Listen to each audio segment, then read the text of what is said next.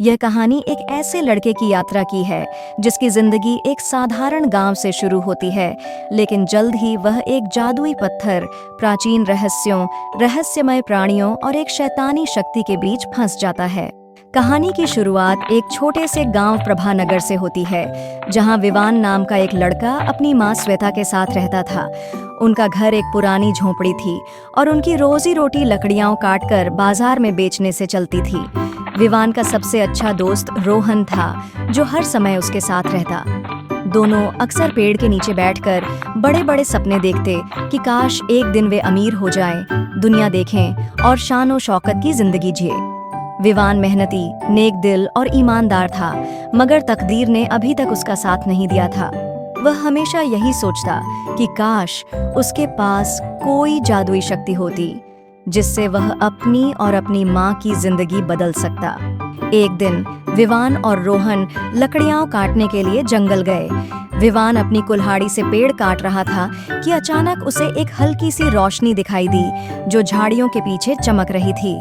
जब वह रोशनी की ओर बढ़ा तो उसने एक बूढ़े फकीर को देखा, जो एक बड़े पत्थर पर बैठा हाँफ रहा था। फकीर के कपड़े पुराने और जगह जगह से फटे हुए थे और वह बहुत थका हुआ लग रहा था। बेटा, मैं कई दिनों से भूखा और प्यासा हूँ, क्या तुम मेरी मदद करोगे? विवान ने तुरंत अपनी पोटली में से बची हुई रोटी निकाली और फकीर को दे दी। फकीर ने जैसे ही वह रोटी खाई, उसकी आंखों में चमक आ गई। तुम बहुत नेक दिल हो और नेकी का सिला जरूर मिलता है। मैं तुम्हें एक जादुई तोहफा देना चाहता हूँ। यह कहकर फकीर ने अपनी जेब से एक चमकता हुआ नीला पत्थर निकाला और विवान के हाथ में रख दिया। यह जादुई पत्थर तुम्हारी 3 इच्छाएं पूरी करेगा, मगर याद रखना, हर इच्छा के अपने प्रभाव भी होंगे, इसलिए जो भी मांगो बहुत सोच समझ कर मांगना। यह कहकर फकीर गायब हो गया और विवान आश्चर्य में पड़ गया। विवान घर वापस आया और अपनी माँ और रोहन को सारी बात बताई। रोहन बहुत उत्साहित था और बोला, विवान, हमें कोई बड़ी इच्छा मांगनी चाहिए, हमें धनवान बन जाना चाहिए। विवान ने जादुई पत्थर को हाथ में लिया और कहा, काश मेरे पास एक शानदार महल हो, जिसमें सोने चांदी की चीजें, बेहिसाब दौलत और हर आराम वह मौजूद हो। अचानक एक तेज रोशनी चमकी और जब आंखें खुलीं तो विवान खुद को एक भव्य महल में खड़ा पाया। हर तरफ कीमती चीजें, चमचमाते हुए रत्न और शानदार कालीन बिछे थे। नौकर चाकर अदब से झुककर सलाम कर रहे थे और उसकी माँ आश्चर्य से चारों ओर देख रही थी। रोहन की आंखें खुशी से चमक उठीं। रोहन उत्साहित होकर, विवान, तुम्हारी इच्छा पूरी हो गई, अब हम राजा जैसे रह सकते हैं। लेकिन विवान के मन में अजीब सा एहसास था। क्या सच में सब कुछ इतना आसान था? मगर जल्द ही समस्याएं शुरू हो गईं। गांव वाले बदलने लगे, कुछ लोग ईर्ष्या करने लगे और कुछ उसकी दौलत हड़पने की साजिशें करने लगे। एक रात कुछ लुटेरों ने महल पर हमला कर दिया। विवान डर गया।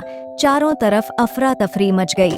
पहरेदार लुटेरों से लड़ने लगे, मगर वे बहुत ताकतवर थे। विवान को एहसास हुआ कि दौलत तो आ गई, मगर इसके साथ खतरे और परेशानियां भी आ गईं। उसने फकीर की बात याद की, हर इच्छा के अपने प्रभाव भी होंगे। अब उसे समझ नहीं आ रहा था कि अगली इच्छा क्या मांगे। विवान अब तन्हा महसूस करने लगा था। उसने सोचा कि शायद लोग सिर्फ उसकी दौलत की वजह से उसके साथ हैं। उसने जादुई पत्थर को पकड़ा और कहा, काश सब लोग मुझे दिल से पसंद करें, जैसे पहले किया करते थे। दूसरी रोशनी चमकी और जैसे ही उसने आंखें खोलीं, सब लोग फिर से उससे प्यार करने लगे। अब कोई उससे दौलत नहीं मांगता था, सब दिल से उसकी इज्जत करते थे। मगर अब एक नया समस्या पैदा हो गई थी।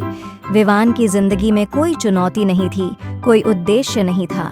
न विवान ने आखिर में जादुई पत्थर को पकड़ा और कहा, काश मेरी जिंदगी पहले जैसी हो जाए, मगर सुकून और खुशियों के साथ। एक तेज रोशनी चमकी और जब आंखें खुलीं तो वह फिर से अपने पुराने घर में था, मगर अब वह पहले से ज्यादा मेहनती था और गांव के गरीब लोगों की मदद भी करता था।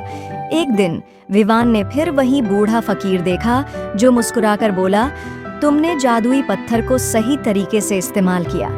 अब तुम्हें इसकी जरूरत नहीं, क्योंकि तुमने सच्ची खुशी हासिल कर ली है। विवान भी मुस्कुराया, क्योंकि अब उसे पत्थर की जरूरत नहीं थी। नतीजा, असली खुशी वही होती है जो दिल से महसूस की जाए, न कि जादुई चीजों से हासिल की जाए।